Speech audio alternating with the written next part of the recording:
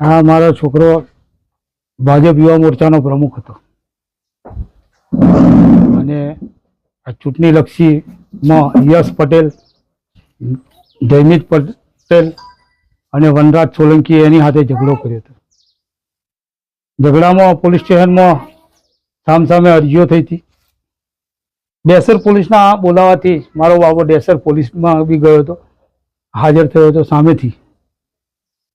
તો ત્યાંના કર્મચારીઓએ એને લોકઅપમાં મૂકી દીધો, કંઈ સાંભળ્યા કર્યા વિના.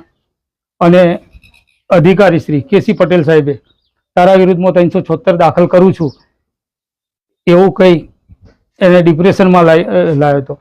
બીજા અમારા ગામના જે છોકરાઓ છે એમના નામ મેં જાહેરાતમાં લખાયા જ છે, પોલીસની જાહેરાતમાં. અને એ લોકો એને કે પોલીસ અમારી છે, તારું કશું જ ચાલવાનું નથી એવું કઈ મારા છોકરાને ડિપ્રેશનમાં લાવી દેતા મારો છોકરો આત્મહત્યા કરેલ છે.